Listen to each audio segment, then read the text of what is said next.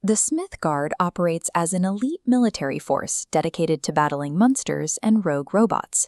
Their success relies on a strict doctrine of conformity, where every soldier moves, acts, and operates according to standardized human procedures. This rigid system met an unexpected anomaly, a bionic talking cat named Eyesore, who volunteered his technologically enhanced limbs to help the Guard protect the county. General Smith allowed him to enlist under one unbending condition. Despite his feline physiology, Eyesore had to strictly follow the exact same rules and procedures as the human trainees. This forced assimilation created immediate friction. Instead of a litter box, Eyesore learned to use human latrines, and he even forced himself to take daily showers with his platoon, ignoring his natural aversion to water. While he struggled to act like a normal trainee, his most valuable assets were sidelined. Forcing a bionic cat to mimic human behavior effectively neutralized the very powers that made him an asset. When an organization forces an unconventional asset to conform to standard operating procedures, they commit a massive tactical error. This masks the true potential of the outlier, turning a unique advantage into a standardized handicap. The ultimate test came during a jungle capture-the-flag war game. The trainees were armed with yellow paint squirt guns, but because Eyesore could not hold a human weapon, he was immediately sidelined.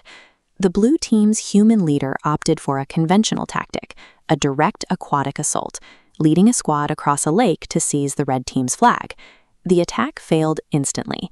The red team anticipated this standard logic, ambushed the swimmers with paint, and eliminated the blue leader before he reached shore.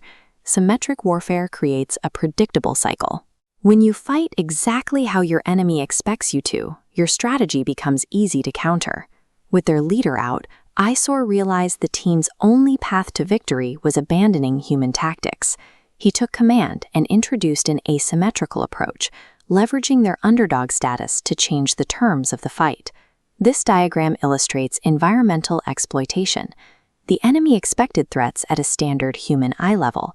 By moving quickly on their hands and knees, the blue team removed themselves from the expected plane of engagement, rendering themselves invisible in the undergrowth close to the ground.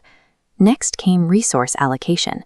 Knowing the enemy would view their reduced numbers as an opportunity, Eyesore left a minimal skeleton crew to defend the blue base, baiting the red team into an overextended attack.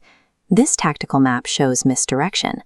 Eyesore sent swimmers back into the lake to feint a louder attack, while he led a stealth team through a hidden flanking path. As the red team converged on the lake decoy, Eyesore's stealth team arrived at the unprotected target. Asymmetrical warfare thrives by turning an enemy's size and rigid expectations into liabilities. By forcing the opponent into an unfamiliar type of fight, traditional advantages become completely irrelevant. But the blue team faced a final obstacle.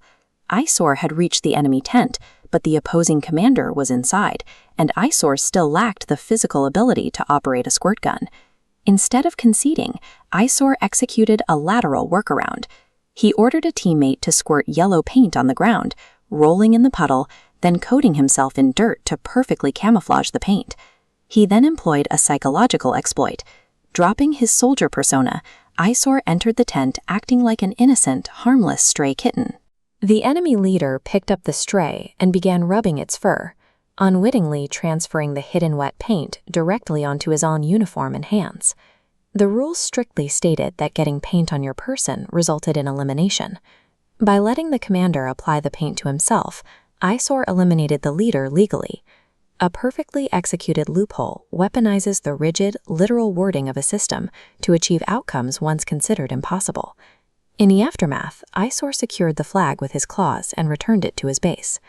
Despite the Red Commander's protests, the drill instructor was forced to concede to Eyesore's logic and declared the blue team the winners.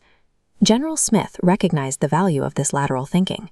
Bypassing standard protocol, he immediately commissioned Eyesore as a lieutenant to handle the most difficult specialized missions. Tactical leverage is found by weaponizing unconventional traits to rewrite the rules of engagement.